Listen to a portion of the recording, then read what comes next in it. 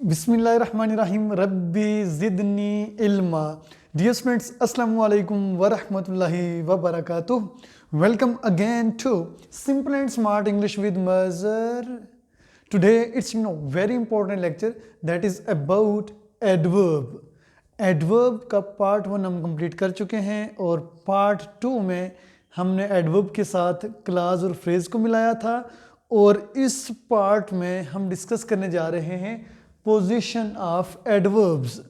अब जो एडवर्ब है उसकी जो पोजीशंस हैं उसको हम डिस्कस करने जा रहे हैं कि एडवर्ब ऑफ मैनर जो हमने पढ़ा था, एडवर्ब ऑफ प्लेस हमने पढ़ा था, और एडवर्ब ऑफ टाइम हमने पढ़ा था। तो ये जब हमने एडवर्ब्स पढ़े थे तो ये कहाँ पे किस तरह इनका क्या यूजेज है, अगर ये आपको पता चल जाता है तो आप अपने करेक्शन को बेहतर कर सकते हैं। आने वाले लेक्चर्स में आपको वो चीज़ भी सिखाई जाएगी। इनकरेक्ट सेंटेंसेस होंगे जिनमें गलती किसकी होगी, एडवर्ब की होगी, वो किसी एडवर्ब की भी हो सकती है, तो वो करेक्ट तब भी होगी जब आपको उसका ये बेसिक कॉन्सेप्ट पता चल जाएगा कि इन एडवर्ब्स की प्लेस क्या है, इन एडवर्ब्स का टाइम क्या है, और इन एडवर्ब्स का मैनर क्या है, और ये सारे के सारे कहाँ पे यूज़ होते हैं, कहाँ पे और किस तरह यूज़ होते हैं। होप सो कि आप ये लेक्चर पूरी तवज्जो के साथ सुनेंगे, तब जाके आपको सब कुछ समझ आने वाला है। चलें स्टार्ट करते हैं। पोजीशन ऑफ एडवर्ब्स, इसमें देखें सबसे पहले मैंने लिखा है एडवर्ब ऑफ मैनर। अगर आपको याद हो हमने एडवर्ब ऑफ मैनर को कहाँ से निकाला था, कि हमने कहा था कि ऐसा क्वेश्चन जिसके आंसर में हमें मैनर बताना पड़े। मसलन क्वेश्चन स्टार्ट होता है हाउ से, यानी कोई भी आप काम करते हैं, अगर एडवर्ब का लेक्चर आपने सुना है, कोई भी काम है, वर्ब है, वो काम कैसे हुआ, वो काम कहाँ हुआ, वो काम किस वक्त हुआ, राइट।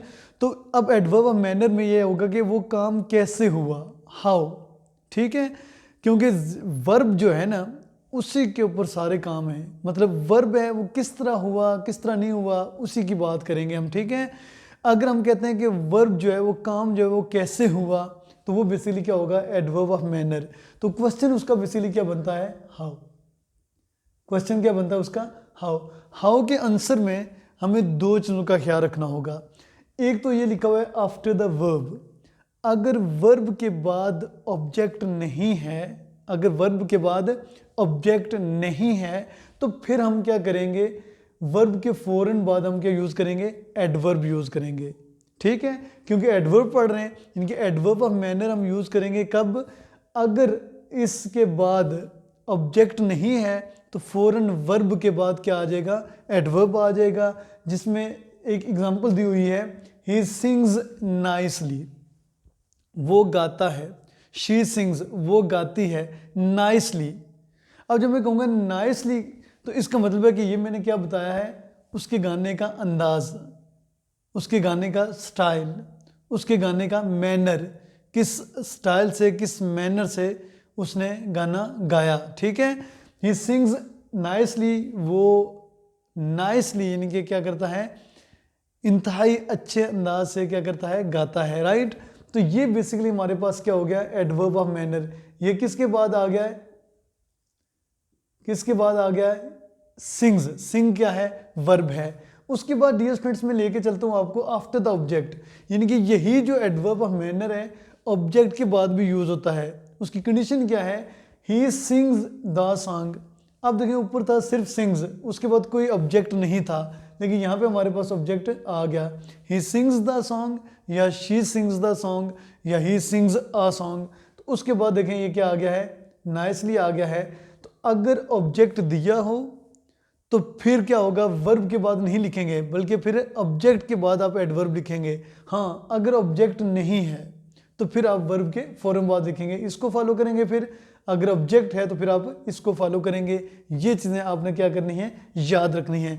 अभी डियर मैं लेके चलता हूँ आपको एडवर्ब्स ऑफ प्लेस, यानी कि वो एडवर्ब्स जो किसी जगह को शो करते हैं। अब एडवर्ब ऑफ प्लेस कौन से होते हैं, जो किसका आंसर देते हैं हमें, वेयर का। किसका आंसर देते हैं, वेयर का। अब देखिए मैं यहाँ पे फिर मैंने लिखा आफ्टर द वर्ब, और after the object if any, after the verb I shall go there. अब ये गो क्या है, वर्ब है, ये देयर क्या है, एडवर्ब है। तो अब ये there, I shall go there, मैं वहां जाऊंगा, तो वहां, वो जो वहां है लफ्ज वो क्या है, प्लेस है, ठीक है। तो यहां पे क्या आ जाएगा, फिर एडवर्ब आ जाएगा। तो इनके किसके बाद आया है, वर्ब के फौरन बाद आया है। इसी तरह डियर स्टूडेंट्स में यहाँ पे अगर आपको लेके चलूँ, hang the picture there, hang the picture there, picture को वहाँ लटका दो। अब देखें हैंग द पिक्चर देयर, अब ये क्या है, बेसिकली ऑब्जेक्ट है, हैंग व्हाट, पिक्चर, ठीक है, hang there, what should we hang, फिर वो बता दिया गया है कि पिक्चर को क्या करो, वहां पे हैंग करो। तो क्या हो गया, हैंग ये क्या हुआ, ऑब्जेक्ट हुआ। तो इसके बाद क्या यूज करेंगे हम, एडवर्ब यूज करेंगे। रूल वही है, after the object if any, after the verb, ये हो गया हमारे पास वर्ब वाला, और ये जो चीज है हमारे पास कौन सी होगी, ऑब्जेक्ट के बाद अगर क्या है, एडवर्ब है, यानी कि ऑब्जेक्ट अगर है तो उसके बाद हम एडवर्ब यूज करेंगे। Clear, right. अभी डियर स्टूडेंट्स मैं आपको लेके चलता हूं, बल्कि चलने से पहले आपको दो चीजें क्लियर हो गई हैं। कौन कौन सी, मैनर कि वर्ब के बाद अगर ऑब्जेक्ट नहीं है तो वर्ब के फौरन बाद ऑब्जेक्ट क्या यूज करेंगे, एडवर्ब यूज करेंगे। अगर वर्ब के बाद ऑब्जेक्ट है तो फिर हम क्या करेंगे, ऑब्जेक्ट के बाद एडवर्ब का इस्तेमाल करेंगे। और उसके बाद जो एडवर्ब ऑफ प्लेस है वो, उसका रूल भी बिल्कुल सेम है। अगर वर्ब है तो वर्ब के फौरन बाद क्या करेंगे, एडवर्ब यूज करेंगे, लेकिन उस सूरत में अगर ऑब्जेक्ट नहीं है वर्ब के बाद। तो यहाँ पे भी देखें आप कि अगर यहाँ पे ये पिक्चर ना होता तो डेफिनेटली क्या बचता हमारे पास, हैंग बचता, तो फिर हम हैंग देयर कहते, ठीक है। लेकिन अगर ऑब्जेक्ट है बीच में तो ऑब्जेक्ट के बाद हम क्या करेंगे, एडवर्ब ऑफ प्लेस यूज कर लेंगे। उसके बाद डियर स्टूडेंट्स में लेके चलता हूँ आपको adverbs of time. Dear students तो जो पूरी दे दीजिएगा कि एडवर्ब ऑफ टाइम की जब हम बात करेंगे तो मैंने कुछ लिख दिए हैं, कौन से ऐसे एडवर्ब्स हैं जो टाइम को शो करते हैं, बेशुमार हैं, लेकिन चंद एक मैंने लिखे हैं, now, then, yet, today, next week, right, these are very common, ठीक है, ये बहुत कॉमन है, मैंने यहाँ पे लिख दिए हैं। जस्ट भी लिख सकते हैं, यहाँ पे आप लिखा हुआ है आफ्टर द वर्ब, रूल वही आ रहा है, अगर वर्ब के बाद ऑब्जेक्ट नहीं है फिर आफ्टर द वर्ब आप क्या लिखेंगे, एडवर्ब लिखेंगे। मसलन आई शैल कम, मैं आऊँगा, नेक्स्ट वीक, तो नेक्स्ट वीक बेसिकली कौन सा हम पढ़ रहे हैं, एडवर्ब ऑफ टाइम पढ़ रहे हैं। तो नेक्स्ट वीक किस चीज़ को शो करता है, टाइम को। नेक्स्ट वीक किस चीज को शो करता है, टाइम को। आई शैल कम नेक्स्ट वीक, राइट।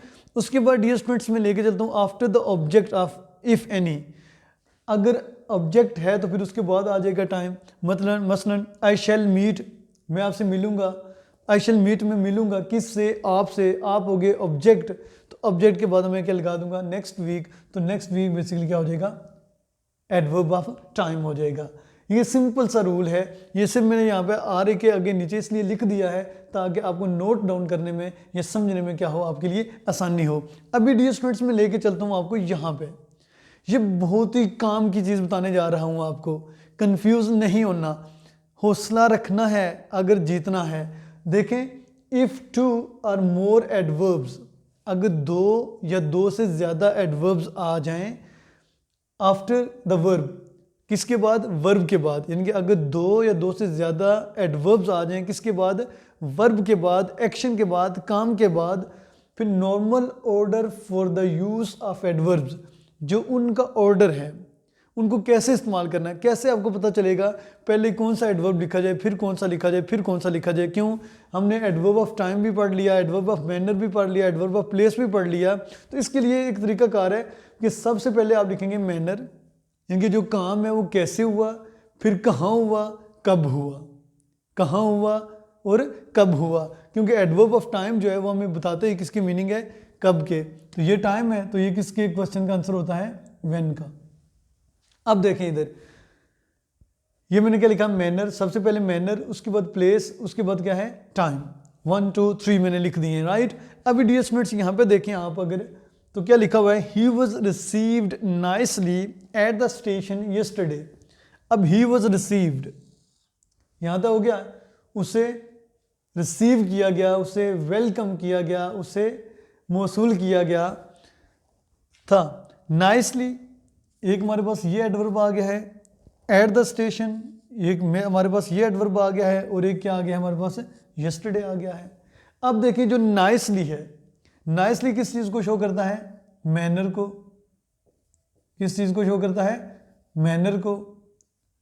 उसके बाद एट द स्टेशन जगह, इनके प्लेस को। उसके बाद यस्टरडे किस चीज़ को शो करता है, टाइम को। तो क्या हमने रूल के अकॉर्डिंग पढ़ लिया इसको कि सबसे पहले हमने मैनर, नाइसली, उसके बाद हमने प्लेस, एट द स्टेशन, इनकी जगह कहाँ से रिसीव किया, स्टेशन से रिसीव किया, ठीक है। उसके बाद यस्टरडे किस चीज़ को शो करता है, टाइम को। तो अब ये हमारे पास क्या होगी, एक जिनके अभी इस नेक्स्ट लेक्चर में आप बहुत कुछ और सीखने वाले हैं। अभी एडवर्ब ऑफ फ्रीक्वेंसी की तरफ भी हम जाएंगे और फिर उन एडवर्ब्स की तरफ जाएंगे जो उनकी जगह आपको पता चलेंगी, कौन से एडवर्ब्स किस जगह और कैसे वो यूज़ होते हैं, वो अपने आने वाले लेक्चर में सीखेंगे आप। लेकिन यहाँ तक आई होप कि आपको समझ आ गई होगी। क्लियर है? बल्कि डियर इसी लेक्चर के अंदर ना मैं आपको सिखा देता हूँ कि आगे आगे कौन सी चीज़ें हैं, वो अभी इसी लेक्चर में आपको सीखने वाले हैं। डियर अभी देखें आप कि एडवर्ब ऑफ फ्रीक्वेंसी, क्योंकि आपको पढ़ाया था कि एडवर्ब ऑफ फ्रीक्वेंसी क्या होता है। तो एडवर्ब ऑफ फ्रीक्वेंसी में बेसिकली देखें क्या है, विच आंसर, इनके एडवर्ब्स ऑफ फ्रीक्वेंसी जो होते हैं वो जवाब हमें देते हैं किसका, किस तरह के क्वेश्चन का, हाउ ऑफन, यानी कि कोई भी काम है वो आप हाउ ऑफन, यानी कि कब करते हैं, उसकी रूटीन क्या है, ठीक है। यानी कि अक्सर वो आपसे काम कब किया जाता है, उसमें ज़ाहिर बात है डिफरेंट एडवर्ब्स आएंगे। वो एडवर्ब्स की लिस्ट भी मैं आपको बता देता हूँ कौन से एडवर्ब ऑफ फ्रीक्वेंसी में एडवर्ब्स यूज़ होते हैं। देखिए डियर, ऑलवेज, आफ्टर नहीं होगा बल्कि ये क्या है, ऑफन, ठीक है। Never, usually, generally and certain other adverbs like already, almost, hardly, nearly, just, quite are normally written between subject and verb if there is no helping verb, ठीक है। अब डियर स्टूडेंट्स जो मैं आपको बता रहा हूँ वो ये बता रहा हूँ कि ये एडवर्ब ऑफ फ्रीक्वेंसी हैं, ठीक है। तो इनके बताया जा रहा है कि ये लिखे जाते हैं किसके दरमियान, इस सब्जेक्ट के दरमियान और वर्ब के दरमियान, सब्जेक्ट और वर्ब के दरमियान लिखे जाते हैं। अब देखें नेवर जो है ये क्या है, एडवर्ब है, लेकिन सारी कंडीशन ये बता दी गई है if there is no helping verb, यानी कि अगर हेल्पिंग वर्ब नहीं है। अगर देखें इसमें भी हेल्पिंग वर्ब नहीं है और इसमें भी हमारे पास हेल्पिंग वर्ब नहीं है, तो हमने सब्जेक्ट और वर्ब को क्या कर दिया, मिला दिया। ये वर्ब हो गया, दरमियान में हमने क्या लिख दिया, एडवर्ब लिख दिया, ठीक है। तो अब क्या हुआ, ही नेवर टेल्स अ लाई, इसमें भी देख लें आप सिचुएशन, ठीक है, आपके सामने है। ये सब्जेक्ट है और ये क्या है, वर्ब है, दरमियान में क्या आ गया है, एडवर्ब आ गया है। ये कौन से एडवर्ब हैं, adverb of frequency. He always speaks the truth, clear हो गया। तो ऑलवेज देखें सब्जेक्ट और वर्ब के दरमियान आ गया, राइट। उसके बाद डी स्टूडेंट्स में लेके चलता हूँ आपको इस रूल की तरफ, rule number 2, if there is helping verb then after it. मतलब क्या है कि अगर हेल्पिंग वर्ब है तो फिर हेल्पिंग वर्ब के बाद हम यूज करेंगे क्या, एडवर्ब। अब देखें he has never told a lie. अब देखें ये हैज़ जो है ये क्या है हमारे पास, हेल्पिंग वर्ब है, उसके बाद हमने क्या लगाया है, नेवर लगाया है। अगर ये हेल्पिंग वर्ब ना होता तो फिर क्या होता है, ही नेवर टोल्ड अ लाई, ठीक है। क्योंकि हेल्पिंग वर्ब अगर होगा तो हम सब्जेक्ट के बाद हेल्पिंग वर्ब लगाएंगे और उसके बाद हम क्या यूज़ करेंगे, एडवर्ब ऑफ फ्रीक्वेंसी यूज़ करेंगे।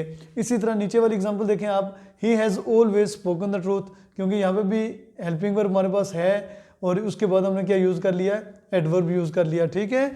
क्लियर हो गया। उसके बाद ये एक एडिशनल नोट है थोड़ा सा, क्योंकि कहीं पे जाके जगहों पे जाके ना आपको एक्सेप्शंस की ज़रूरत पड़ेगी, तो वो बेसिकली ये एक एडिशनल नोट के नाम से मैंने लिखा टू ले स्ट्रेस, क्योंकि एडवर्ब के ऊपर जोर देने के लिए हम क्या करते हैं, he has spoken the truth, तो हमने ही के फ़ौरन बाद अगर हमने क्या लगा दिया, ऑलवेज लगा दिया, तो इसका मतलब है कि इसके ऊपर क्या दिया जा रहा है, जोर दिया जा रहा है। नॉर्मली आपने ये चीज़ फॉलो करनी है। हाँ, अगर कोई हेल्पिंग वर्ब से पहले अगर एडवर्ब लगाता है, वैसे तो बाद में आता है, तो यूँ समझें कि वहाँ पे क्या दिया गया है, स्ट्रेस दिया गया है, जोर दिया गया है, उस चीज़ को इंपॉर्टेंस बहुत ज़्यादा दी गई है, राइट। उसके बाद डियर स्टूडेंट्स एक और चीज़ है हमारे पास, she is very nice lady, she is very nice lady. अब देखिए ये वेरी जो है ये हमारे पास क्या है, एडवर्ब है, और नाइस हमारे पास क्या है, एडजेक्टिव है। अब कहने का मतलब बेसिकली यहाँ पे ये था कि जब पता है ना आपको, जो एडवर्ब है वो वर्ब को भी मॉडिफाई करता है, उसके बाद किसको करता है, एडजेक्टिव को, और उसके बाद अपने जैसे एक और एडवर्ब को। तो अब देखिए यहाँ पे एडजेक्टिव को मॉडिफाई किया जा रहा है, तो हमने क्या करना है कि जो इस तरह की अगर सिचुएशन आ जाए कि जहाँ पे एडवर्ब और एडजेक्टिव एक सेंटेंस के अंदर आ जाएं जब उसको मॉडिफाई किया जा रहा होता है, तो याद रखिएगा पहले आता है एडवर्ब, फिर आता है क्या, adjective. Hope so dear students आज का लेक्चर आपको पसंद आया होगा। अगर किसी किस्म की यहाँ तक समझ नहीं आई, क्योंकि असल इस लेक्चर के बाद जो प्रैक्टिस है ना, वहाँ पे आपको पता चलेगा आया कि are you able to apply all these things in a sentence or not. Sometimes you know what happens that we learn a lot but we are not able to apply.